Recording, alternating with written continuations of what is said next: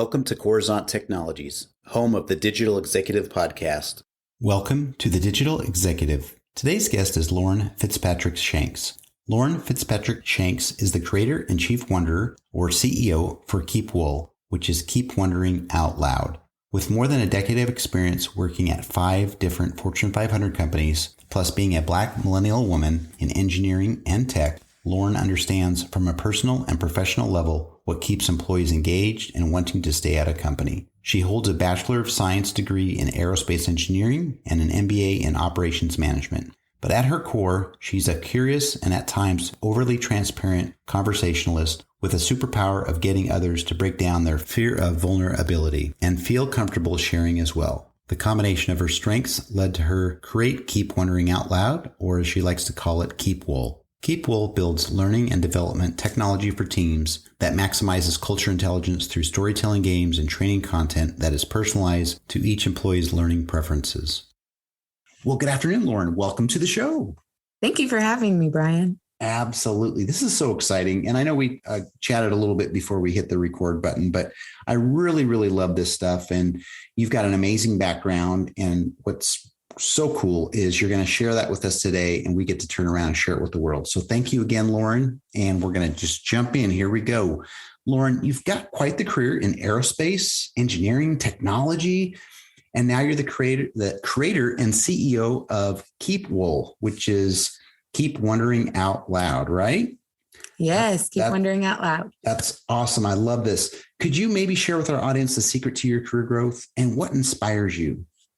Yes, that's a great question. And I think to my career growth, I think it's really taking chances and recognizing that I'm the one that can be limiting myself and then not doing that. So I take a lot of risk. I take more risks than I ever imagined myself taking. And they tend to pay off because I'm constantly learning from whatever doesn't work out. So whatever mistakes I make, whatever failures I have, I've learned from those. And when I look back, I'm realizing, oh, those were the things I needed to go through because it worked out in this way for a reason. If that didn't happen, then I wouldn't be here right now.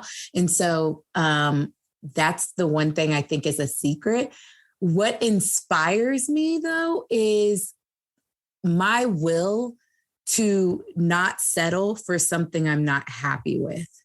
And so throughout my career, and as I was going through corporate America, was in corporate for 14 years, I was initially focused on climbing that ladder. That was my drive, climbing the ladder, making more money, trying to be in a place where I enjoyed the environment, the culture was good for me, and constantly running into that wall of things not being a good environment for me. I am, just for the audience to know, I am a Black woman and my background's in aerospace engineering. And so all of my positions in corporate America were in engineering and tech.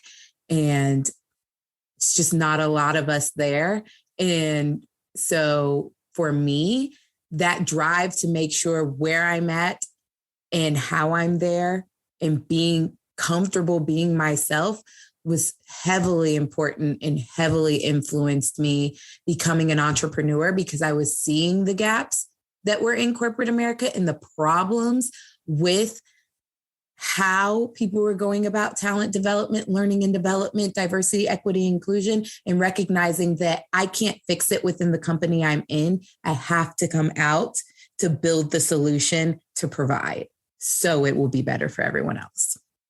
Awesome story. And, you know, we a lot of people, especially on this show, a lot of people find that, again, they're deep into the corporate scheme, as I call it, right? Corporate America, right? Mm-hmm.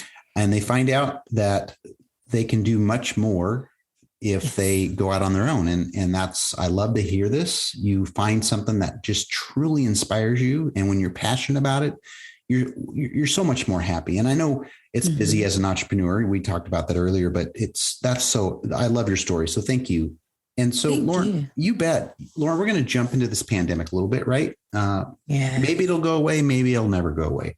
But the big question here is, Did the lockdown during the pandemic, did that contribute or hinder to the success of your organization? And maybe what's your plans going forward for continued growth? Yes. So, great old COVID. We love her. I would say the pandemic, with regards to my business, was the best thing that could have happened for KeepWOL. I had to pivot like almost every other company, but it catapulted us into a market that we didn't see coming. Because initially we were not in the B2B market. We were not in talent development, learning and development. We were focused on in consumer, in the consumer market. So what really drove us in that direction was listening to our customers and what they wanted and needed, and having the flexibility with what's in our platform to recognize, hey, this is what the customer needs right now. We're seeing this great resignation. We're seeing lots of rotation in and out of companies. How can we develop that talent? How can we ensure that the people who are staying with these companies are thriving, are succeeding? And that's where KeepWOL came into play. And when we were utilizing it with just in consumers, they were like, you need to bring this into corporate and like really sell this to companies. And,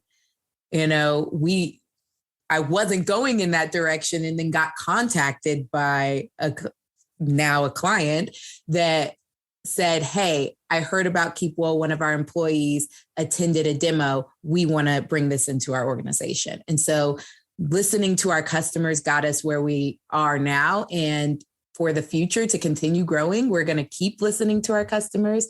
We're being very forward thinking when it comes to innovating. And we're doing a lot of hands-on research and development with our clients. And we have some new AI development happening, and we're expanding our distribution channels. So listening to people, our software is all about being powered by software, but driven by humans. And so we're listening to those humans that are driving it. That's so awesome. And it's true, right? It might be technology enabled, but it's really people driven, right? Yes. So that's awesome. Thank you for sharing that. And so, Lauren, jump into this next question. We are a technology publication platform. My background's been in tech for 20 plus years, and I love this emerging technology topics, right? So looking at your platform, you're probably leveraging some newer emerging technologies within your tech stack, right? Is there anything you might be able to share with us today? Yeah. So with what we're doing, because we have to move so fast and we're listening to our customers and really providing those solutions immediately, right when they need them, we're doing a lot of building with more advanced no-code solutions in conjunction with our custom coding. And that has enabled us to be extremely agile with our very lean team. And it allows us to move really fast during these pilots, these active pilots that we have going on, so we can learn and iterate in probably a third of the time that we typically would. And so that's something that we're really focused on. And then with the forward thinking, we're hearing everything about the metaverse and buying land in the metaverse and things. And, the VR or AR and stuff and XR, all of that, really thinking about the metaverse. And for us, like we said, we're driven by humans. We really want to ensure that we don't lose that human connection, but thinking forward and how are we going to be a part of that metaverse? Because learning and development's going there. We already have a lot of VR and XR solutions that are focused on that, but ensuring that you're not talking to a bot as you're being trained. So still ensuring that you're having that human touch. So that's something that we're looking into in those next 3 years to see where's that going to go? Where's KeepWOL going to go in that flow? But in the meantime, we are really focused on listening to our customers, enhancing our AI development by utilizing no code as much as we can. That's so cool. And, 5, 10, especially even longer than that, a lot of these technologies weren't even in a conceptual stage, right? Let alone some sort of beta. And it's awesome as small companies like yourself, can be agile and use some of this technology and can still compete with some of the big corporations. So that's what really jazzes me about hearing startups on this show. So thank you. And Thank Lauren, you bet. Lauren, last question here. Could you share something from your career experience that might be helpful for those looking to grow their career in tech or entrepreneurship? Yes, I'll talk from both viewpoints. So in tech, I would say apply for the jobs that you're not qualified for on paper. That is really, I told you I was climbing that ladder, chasing the dollar, chasing the titles. And with that, I was able to state like, yeah, I have lessons experience from years, but look at the merit, look at what I have accomplished in my years. And when doing that, I was able to land jobs that other people were like, how did you land that? Or I'd get in the organization and they would think I was an intern walking in, even though I had, 7-8 years of experience under my belt already. And so just applying for things that you know that if given the opportunity, you would succeed at, I'd say go for it. And so that's from technology, but I say the same thing with entrepreneurship. Do the things you have no experience in. So KeepWOL, I'm building a B2B learning and development tech company. My background's in aerospace engineering, and I have an MBA in operations management. I do not have any experience in B2B sales, and I have no degrees in organizational development. I now have experience in B2B sales. And I now have some on-the-job training with organizational development, and that my psychologists and everything on my team help tell me what the technical terms are for what I'm talking about and have been doing.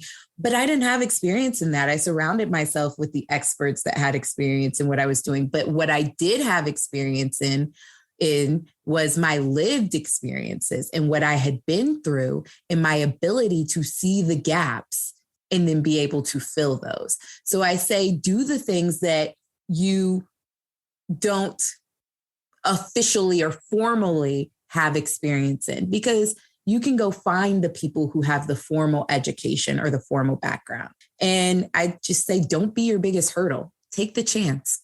You'll be better for it. That's awesome advice. I love that, Lauren. And you've heard this is so common. People say it all the time now. You see them in those self-help videos, right? Get comfortable being uncomfortable. And you're right. Your story here, just jump out there and go for it. Because in the back of your mind, you're capable of it. It's just, that algorithm, especially when you're applying for jobs, is the machine is saying, oh, she's not qualified on paper. Well, if they could only read our minds, right? The creativity and the self-confidence. So thank you for sharing. I think that story is amazing. And Lauren, you bet. Lauren, it was a pleasure having you on today. And I look forward to speaking with you real soon. Thank you, Brian. I had a great time. I appreciate this. Bye for now.